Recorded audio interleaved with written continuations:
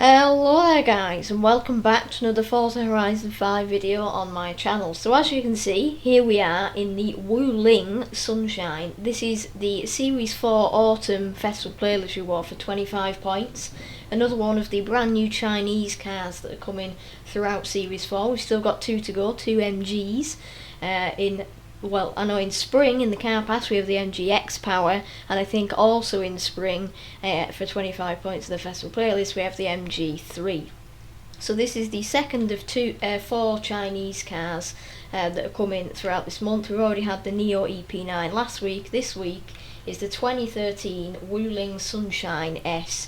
And it's basically a Chinese minivan or MPV, similar to the Ford Transit, except it has windows, it doesn't have the Ford badge on it, and it isn't as popular in the UK as Ford Transits. Similarly, the Ford Transit won't be as popular in China, because apparently this is one of the most famous cars in China. Literally everybody has one, and so much so that it's now been added to Forza. But I'm thankful for that because it is a really cool car. It's been a while since we've really had any new vans or bigger cars like this added to a Forza game, especially Forza Horizon.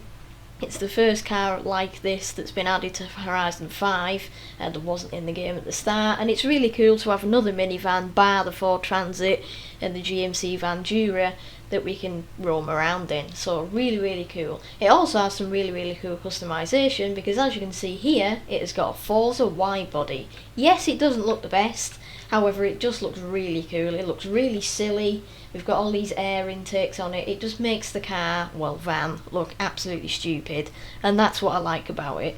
So in this video I'm going to show you some of the customization that you can do to this car. I've got a total of 5 builds. 4 of them are going to be showcased today. So we've got 2 A-class builds. One of them has the Turbo Rally and one has the 6.2 litre V8. Both are similar builds with the wide body and the rear wing. However, one of them has semi-slick tyres and one of them has full slick tyres. It just depends on the PI. So yeah, a bit interesting. I wouldn't really call it OP, because it does have a lot of understeer, especially with it being a van.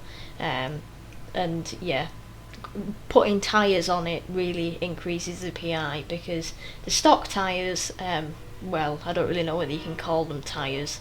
They're more like just bits of rubber. We also have a B-class power build that we're going to be checking out today. The reason I'm not really a power build person, but the reason I did this power build is because for some reason Forza messed up the PI system so much that fitting a twin turbo on the 2JZ actually makes the PI go down in B-class. And actually you can max out the 2JZ in B-class whilst having sport tyres, the wide body, the rear wing, brakes, weight reduction, full transmission and all of that. So we've got a 1270 horsepower, no turn speed beast. And yes, it's very hard to control. I had a very rough time controlling it. However, I did manage to beat a stock Jaguar, so I'm proud of that.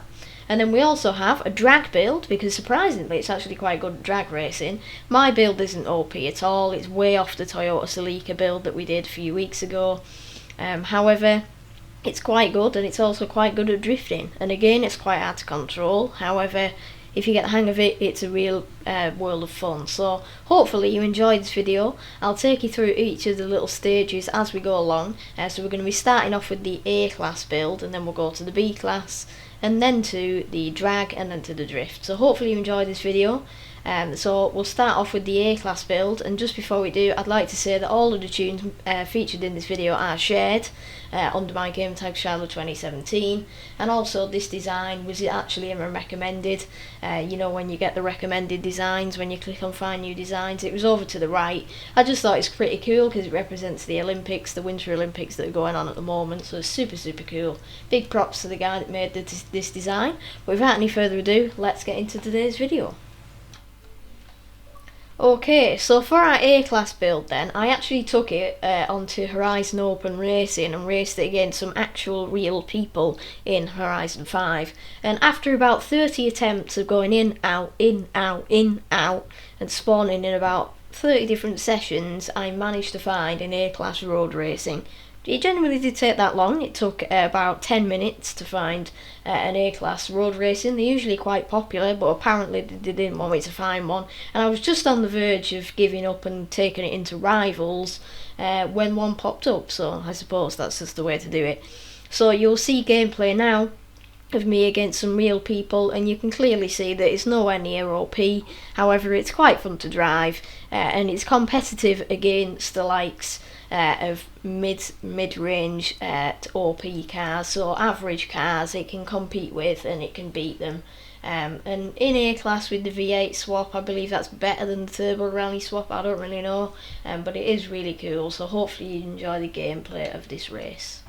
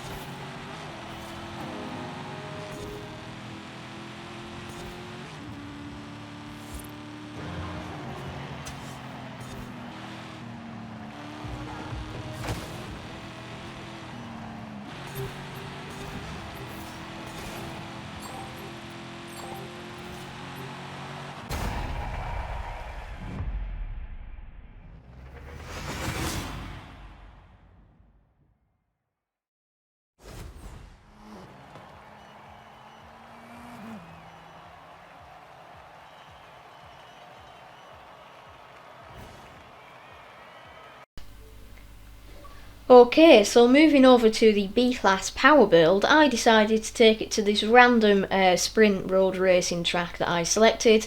I chose this one, Copper Canyon Sprint, just because it had quite a lot of straights in it where I could open up the big 2JZ, and it also meant that the corners in this track weren't too sharp, apart from the one that you can see the hairpin just inside the Y of the canyon letters there. That one was a bit tricky. However, most of the corners in this one I could just kind of cruise round without having to really push it, because the handling is absolutely pathetic in this build with it being a power build. So yeah, it was a bit interesting, very interesting to control. I'm sure people will be able to beat me because I'm not a power build driver. However, I did alright. I managed to get within 1.8 seconds of Robert here, and I also beat a stock Jag driven by Sticky Flames. And Sticky, if you are watching this video by any chance, big shout out to you, matey. Enjoy your content really very much.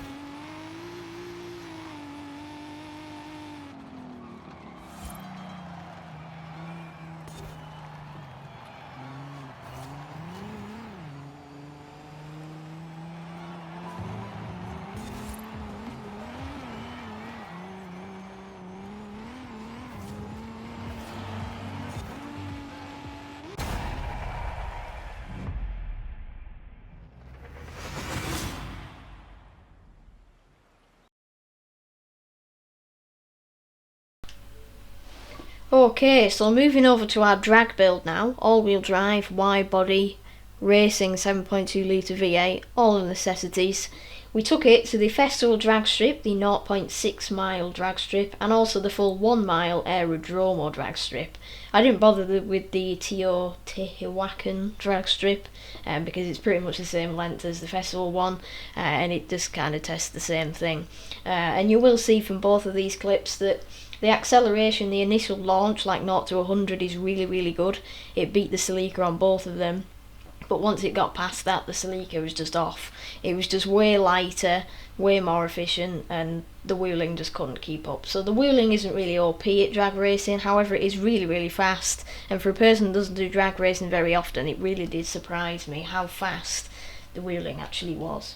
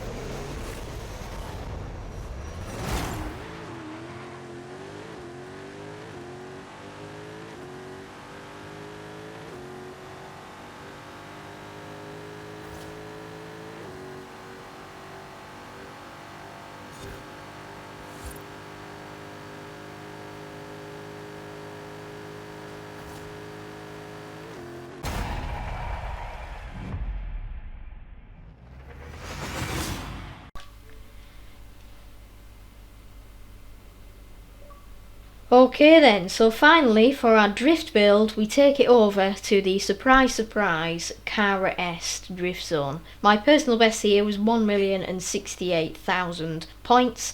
I did manage to get a million points just on the dot, which was really impressive considering the Wuling. I run the 2JZ on the drift build, so it only had 1270 horsepower. I did put the wide body on it because although that might not be the most OP options for drifting, I just thought it makes it look cooler. The drift suspension, by the way, looks so good.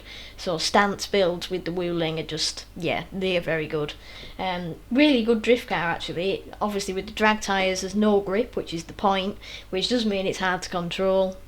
However, really good when you start pushing it, especially in 5th gear. It really pulls along the straights. So really good drift car. Hopefully you enjoy the clip of this one.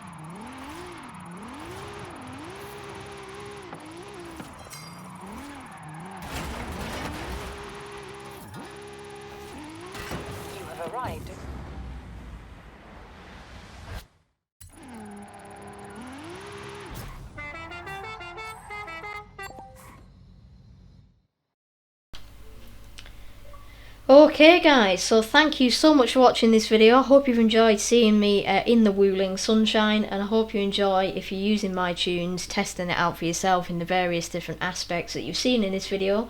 If you have any more ideas of things that you did with the Wuling that I didn't feature in this video, let me know in the comment section below, and let me know how you'd like me to set out these kinds of videos in the future. For example, next week we have the 2012 911 GT3 RS4. How would you want me to set out maybe a customization video on that? Do you want me to do a customization video on that, or should I focus on the car pass Golf? It's completely up to you. Let me know in the comments, give me some ideas, I'd really much appreciate that. So thank you so much for watching. As I said, if you did enjoy, then please subscribe to the channel, and also check out the video I did on Saturday for tips on how to unlock the Wuling and the Rimac if you haven't already done so. So thank you so much for watching, and I'll see you in the next video. Bye!